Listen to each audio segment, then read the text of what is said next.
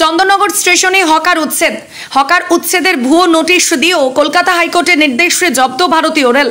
আজ 19 জুলাই 2024 ভারতীয় রেলের পক্ষ থেকে চন্দননগর স্টেশন চত্বরের হকার উচ্ছেদের কর্মসূচি নির্ধারণ করেছিল হাওড়া শাখার বিভাগীয় রেলের ব্যবস্থাপক। ভারতের রেলের পক্ষ থেকে এই হকার উচ্ছেদের কর্মসূচি প্রথম নয়, গত বছরও একই প্রচেষ্টা করেছিল ভারতীয় রেল।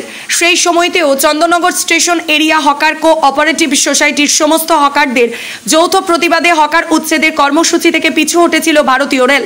আরও উল্লেখযোগ্য বিষয় হলো, অন্যান্য রেলওয়ে স্টেশন চত্বরে হকারদের মতন লাঠি পাথর হাতে নিয়ে যুদ্ধ করেনি Chandannagar station area hawker cooperative সোসাইটির সদস্যরা। গত বছরই অতি দ্রুত তারা মহামান্য কলকাতা হাইকোর্টে বিচারের আশায় ছুটে গিয়েছিল।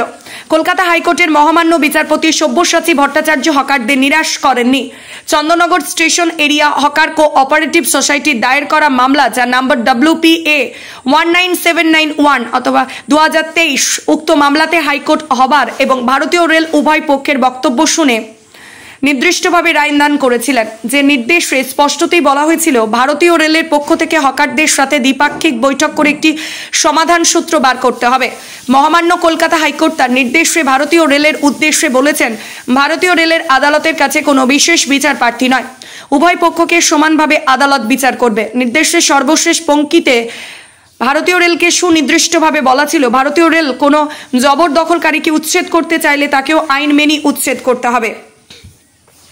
গত বছর মহামান্য কলকাতা হাইকোর্টের নির্দেশনামা বিশ্লেষণ করলে যেটা বোঝা যায়, ভারতীয় রেলকে উচ্ছেদ করার জন্য আইন মানতে গেলে ভারতীয় রেলকে আদালতে উচ্ছেদ করার জন্য আবেদন করতে হবে।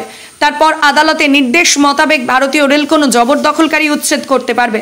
কিন্তু সেই নির্দেশের কোনো তোয়াক্কা না দিয়েই ভারতীয় রেলের পক্ষ থেকে হাওড়া শাখার বিভাগীয় রেলের ব্যবস্থাপক DRM হাওড়া ডিভিশন 19 জুলাই 2024 ভারতীয় রেলের পক্ষ থেকে চন্দননগর স্টেশন চত্বরের হকার উচ্ছেদের কর্মসূচি নির্ধারণ করেছিল।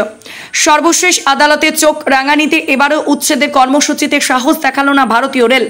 চলতি বছরের উচ্ছেদের ভুয়ো নোটিশের বিরুদ্ধে Chandannagar station area hawker cooperative society পুনরায় মহামান্য কলকাতা হাইকোর্টের দ্বারস্থ হয়েছেন। উক্ত মামলা নম্বর WPA 18248 2024, যার শুনানি হবে আগামী সোমবার। সেই সংক্রান্ত ডেপুটেশন চন্দননগর স্টেশন ম্যানেজারের কাছে জমা করল Chandannagar station area hawker cooperative society. উক্ত ডেপুটেশনের কপি হাওড়া শাখার বিভাগীয় রেলের ব্যবস্থাপক DRM হাওড়া ডিভিশনের কাছে পাঠানোর প্রতিশ্রুতি দিলেন চন্দননগর স্টেশন ম্যানেজার। তারপরই Chandannagar station area hawker cooperative সোসাইটির পক্ষ থেকে তাদের নৈতিক জয়ের ঘোষণা করা হলো। দেখাবো সেই তথ্য। হুগলি থেকে শুভজিৎ চক্রবর্তীর রিপোর্ট। বিজ্ঞাপন ও লাইভ করতে এবং যে কোনো রকমের খবরাখবর জানাতে যোগাযোগ করুন নিউজ অগ্নি দপ্তরে 9903070007। থ্যাঙ্কস জানিয়ে, সবাইকে ধন্যবাদ জানিয়ে ছোট্ট বক্তব্য রাখবেন আমাদের এই সোসাইটির সেক্রেটারি দেবব্রত দে। সকলের অবগতির জন্য জানাচ্ছি, আমরা 16 তারিখে যে কেসটা করেছিলাম সেটা আজকে মেনশন হয়েছে। আগামী সোমবার এর হিয়ারিং হবে। যে উদ্দেশ্যে আমরা করেছিলাম, আশা করছি আমরা সফল হব। আমরা কেসটা জিতে এসে আবার সকলের সামনে বিশদে আলোচনা করব, এই বলে শেষ করব।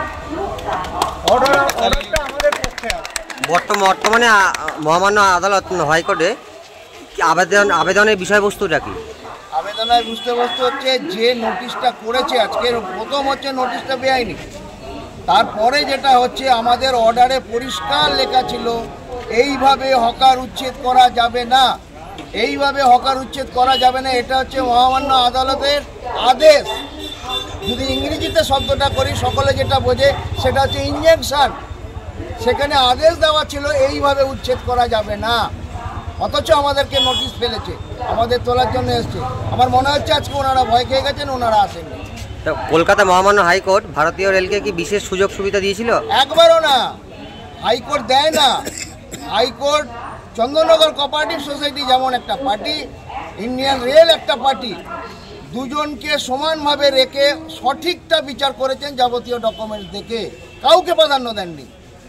আমরা ধন্যবাদ জানাই যে আমাদের এই অর্ডারটা দিয়েছেন সব্যসাচী বন্দ্যোপাধ্যায়, যথেষ্ট খুব ভালো অর্ডার দিয়েছেন। সেটা আমাদের পক্ষেও আছে, ওনাদের পক্ষেও আছে। ওনাদের পক্ষে যেটা আছে, আমাদের উচ্ছেদ করা যাবে কিন্তু আইন মেনে, প্রসেস অফ ল।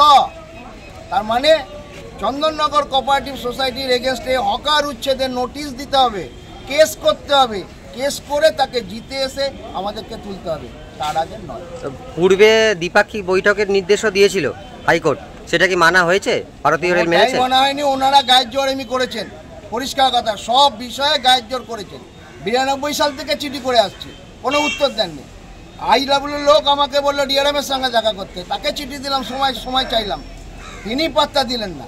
তারপর আমাদের চিঠি দিলেন হিয়ারিং করার জন্য, সেখানেও ঠিকানা ভুল, যে ডেট আছে তার 7 দিন বাদে আমার কাছে চিঠি এসেছে।